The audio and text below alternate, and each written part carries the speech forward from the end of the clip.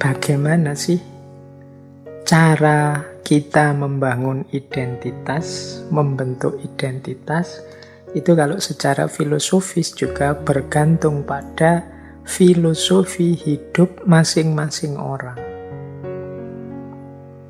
Dalam catatan saya, ketika orang membangun identitas itu berhubungan dengan cara dia memahami hidup. Nah, orang memahami hidup itu secara umum, ini secara umum saja ya, ada 4 gaya.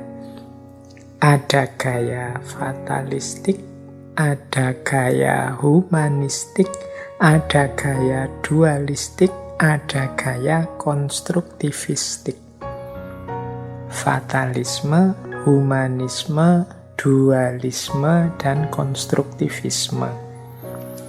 Ini kita mulai belajar filsafatnya ini. Nah, dari perspektif fatalisme, menganggap ya hidup ini sudah sepenuhnya ada mekanismenya.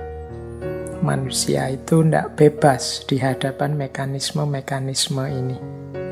Termasuk siapa aku, konstitusi diriku, dan lain sebagainya itu ya sudah ada polanya. Kalau bahasa agama ya sudah ada takdirnya sendiri-sendiri.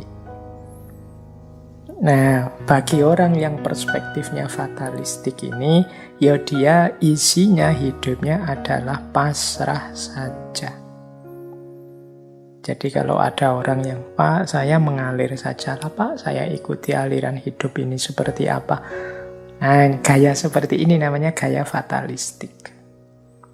Ini saya tidak ngomong mana yang lebih benar, mana yang salah, mana yang pas ya. Ini perbedaan persepsi tentang hidup. Ada orang yang persepsinya fatalistik, sehingga dia gayanya cenderung pasrah saja. Kok bisa ya Pak ada orang yang gayanya fatalistik misalnya? Ya mungkin saja wong setiap orang itu sesuai dengan konstruksi sejarahnya masing-masing. Saya kasih contoh ya, misalnya kenapa kok ada orang fatalistik.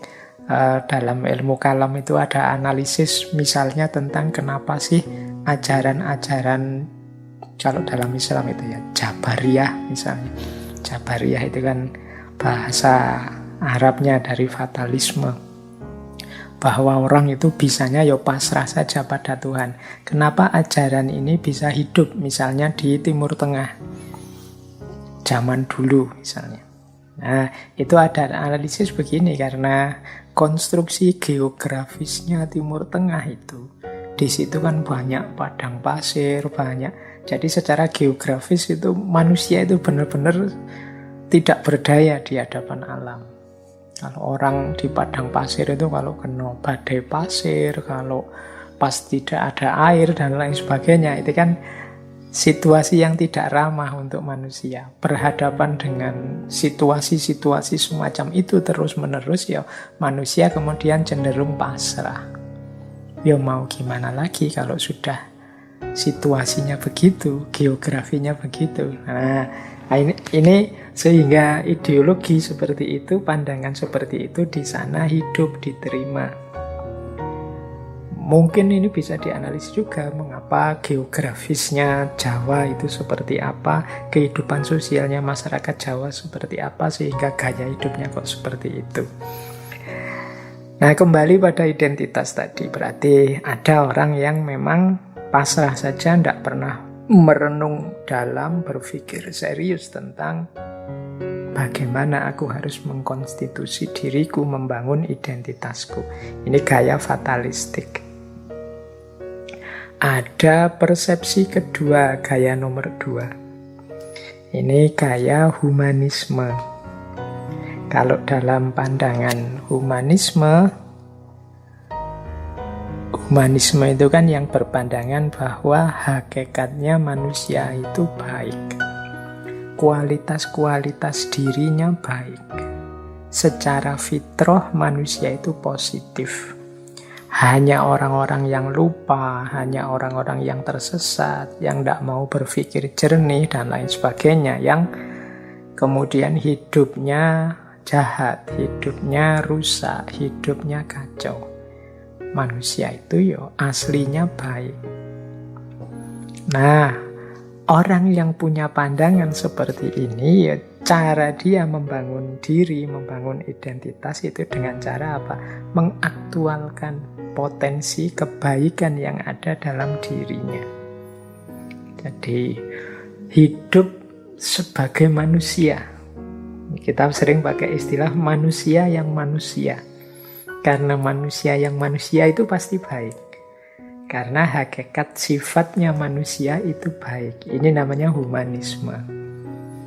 Jadi kalau ada orang, bagaimana sampean membangun diri, membangun identitas diri ya, saya tidak macam-macam, yang penting jadi manusia saja yang baik. Nah, ya memang jadi manusia itu pasti baik dalam perspektifnya humanisme. Ini ciri kedua, jadi pandangan tentang konstruksi identitas. Ada yang ketiga, ada orang yang punya pandangan dualistik. Jadi manusia itu tidak hanya punya unsur kebaikan, tapi dalam dirinya juga ada potensi keburukan. Di manusia itu ya tidak baik saja. Ada baiknya juga ada buruknya. Jadi fitrahnya manusia itu ya ada ahsanu takwimnya, ada juga asfala safilinnya. Ada fujuroha, ada fujurnya, tapi juga ada watakwaha, ada takwanya. Ada positif, ada negatif. Nah, orang yang berpandangan dualistik seperti ini, ya cara dia memahami hidup, menjalani hidup adalah berjuang memenangkan yang baik dan menyingkirkan yang buruk. Jadi, hidup adalah perjuangan. Hidup adalah mengalahkan yang negatif dan memenangkan yang positif. Ini gaya dualisme. Jadi yang dianggap negatif itu disingkirkan, dikalahkan. Bahkan ada sampai mengalahkan sisi diri kita yang negatif. Dalam pikiran tasawuf tertentu, misalnya ada pandangan, misalnya dalam manusia itu yang sisi cahaya itu sisi batin dalamnya, sementara sisi fisik lahiriah jasadiah itu sisi kegelapan. Maka yang lahiriah harus disapih, dikalahkan, sementara yang batin harus dimenangkan. Ini sebenarnya cara berpikir dualisme. Jadi membangun identitas diri dengan cara memilih sisi baik diri kita, menyingkirkan sisi buruknya. Nah, ini gaya yang ketiga. Nanti ada gaya yang keempat. Gaya yang keempat ini namanya konstruktivisme. Konstruktivisme ini asumsi dasarnya begini ya, manusia itu seperti kertas kosong. Teman-teman pernah mendengar istilah ini ya, manusia itu ya terlahir kosong, tergantung nanti dia diisi apa, diwarnai dengan apa, dibentuk menjadi apa. Jadi kalau dalam Islam kan ada masyhur sekali hadis, kullu mauludin yuladu alal fitrah. Setiap anak yang lahir itu dalam kondisi fitrah suci, fa'abawahu yuhawidanihi au yunasironihi au yumajisanihi. Dua orang tuanya lah yang membuat dia jadi Yahudi, jadi Nasrani, atau jadi Majusi. Jadi manusia itu kosong, tergantung nanti dia dibentuk seperti apa. Ini namanya konstruktivisme. Identitas itu ya tergantung kitanya mau dibentuk seperti apa. Nah, itu konstruktivis namanya. Jadi cara membangun identitas itu ada gaya fatalistik yang sudahlah pasrah saja, tidak usah direka-reka, jalan saja. Ada yang gaya humanistik, yaitu mari kita hidup sebagai manusia yang manusia, karena karakter kemanusiaan itu baik. Ada yang milih, mari yang buruk-buruk kita tinggalkan, yang baik-baik yang kita ambil, dualistik. Ada yang konstruktivis, mari kita bangun diri kita sesuai cita-cita, ideal, keinginan kita. Nah, ini pandangan konstruktivis. Jadi ini perspektif-perspektif teman-teman ketika kita ingin membangun identitas diri. Ada lewat jalur fatalistik, humanistik, dualistik, dan konstruktivistik. Oke, kita lanjutkan. Kelihatannya materinya masih panjang. Nah, sebelum lanjut, ini ada problem yang menarik. Yaitu pertemuan antara playing role atau being ourselves, playing your role atau being yourself dalam hidup ini. Jadi ketika kita akan bermain identitas, itu biasanya ketemu dua hal. Kita ini kan punya banyak peran, banyak role. Kalau tadi saya bilang kita ini mahasiswa, kita ini kakak, kita ini orang tua, kita ini anak, kita ini mungkin anggota lembaga apa, ketua lembaga apa. Ini kan role-role, peran-peran yang harus kita mainkan di tengah masyarakat. Nah, yang kedua, itu kan bahasa kita role itu berarti yang ditempel dari luar. Definisi identitas yang pertama tadi. Tapi ada juga being yourself, dorongan dalam diri kita sendiri yang kita inginkan, passion kita, kemudian apalagi kecocokan, kenyamanan kita. Ini kan namanya being yourself. Nah, dalam hidup kita, ketika kita menghidupkan identitas-identitas, ini bertemu dua hal ini.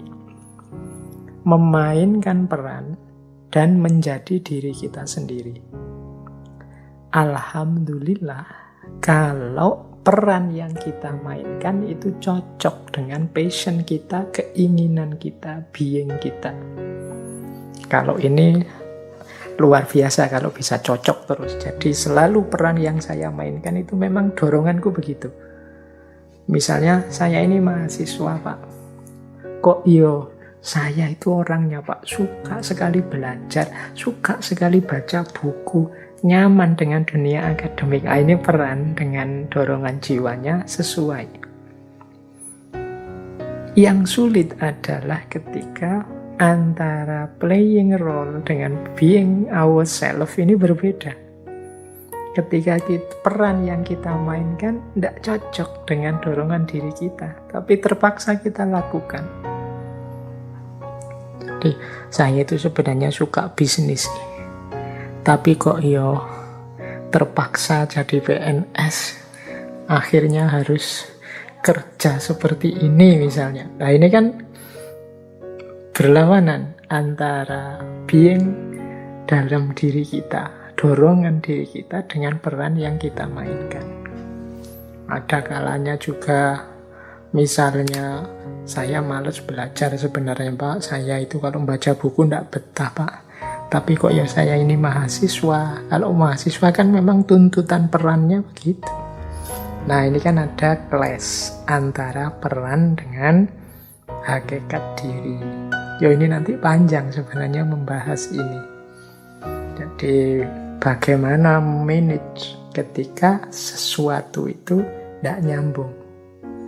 Yang pertama, rumusnya sebenarnya jangan lupa bahwa baik peran maupun passion, kecenderungan jiwa kita itu dua-duanya bukan harga mati. Jadi dua-duanya bisa ditawar. Jadi peran kita itu kan bukan harga mati juga. Misalnya kita mahasiswa tapi nggak cocok dengan emangnya opo kita wajib jadi mahasiswa? Itu kan bisa saja teman, sudahlah saya resign saja, saya mundur saja, tidak usah jadi mahasiswa, mau saya tidak nyaman. Keberhasilan hidup kan tidak melulu ditentukan oleh ijazah kemahasiswaan kita, meskipun saya juga tetap belajar, tapi kan tidak harus jadi mahasiswa. Belajar saya belajar kehidupan misalnya. Loh, itu kan bisa, berarti bukan harga mati. passion kita juga bukan harga mati. Dorongan jiwa kita itu juga bukan harga mati. Kecuali bagi orang-orang tertentu yang manja, sentimental, atau idealistik yang tidak bisa ditawar. Jadi karakter kita itu kan kita yang membentuk. Jadi pembiasaan-pembiasaan kita. Jadi ya tinggal kita lanyahkan, kita biasakan, mungkin dorongan jiwa ini bisa berubah. Aslinya saya itu Pak males membaca, tapi lama-lama membaca ternyata asik juga. Lama-lama malah saya seneng baca kok Pak. Aslinya saya males ke masjid, tapi sekali dua kali kok nyaman. Lama-lama kok nyaman, kalau tidak ke masjid malah tidak enak. Nah, ini berarti apa? Dorongan jiwa itu bukan sesuatu yang tidak bisa ditawar. Jadi seandainya kelas pun tidak masalah, teman-teman ingin menghidupkan atau memperjuangkan yang mana. Tergantung prinsip-prinsip ideal dalam hidup yang ingin kita jalankan. Yang kedua, pastikan dalam kelas tadi, pertemuan antara peran dengan diri kita itu dua-duanya memang isinya kebenaran.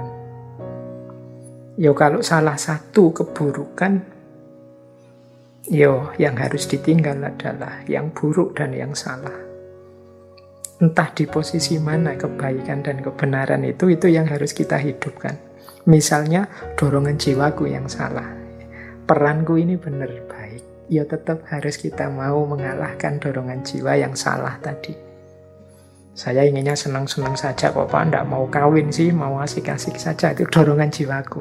Tapi kan sebagai seorang yang beradab, sebagai seorang yang beragama kan saya tidak boleh begitu. Itu kan peran adab di tengah masyarakat, peran agama, role sebagai orang beragama yang harus kita jalankan. Kalau dalam posisi ini kan kelihatan peran kita yang positif, baik, benar. Sementara dorongan jiwa kita yang ingin senang-senang saja itu tidak sesuatu yang positif. Berarti apa? Menangkanlah yang positif, yang baik. Kalau dua-duanya sama-sama baik gimana Pak? Dua-duanya sama-sama positif, silahkan saja dipilih. Mana yang diberati, berarti milih mana saja benar. Dan tidak masalah, wong dua-duanya bukan harga mati. Jadi mungkin ini diskusinya bisa panjang. Silahkan nanti setelah ini teman-teman bikin diskusi sendiri tentang bagaimana menyeimbangkan peran-peran yang harus kita mainkan dalam hidup dengan dorongan jiwa kita sendiri. Jadi identitas relasional kita sebagai orang Indonesia, sebagai seorang Muslim, sebagai orang Jawa, sebagai mahasiswa, sebagai kakak, sebagai warga masyarakat, dan lain sebagainya. Ini kan peran-peran identitas yang harus kita mainkan dengan diri kita sendiri. Dorongan jiwa, passion kita, hasrat cita-cita, ideal kita, dan lain sebagainya. Ini problem umum yang dialami dan dirasakan setiap orang. Baik, itu beberapa problem filosofis tentang identitas.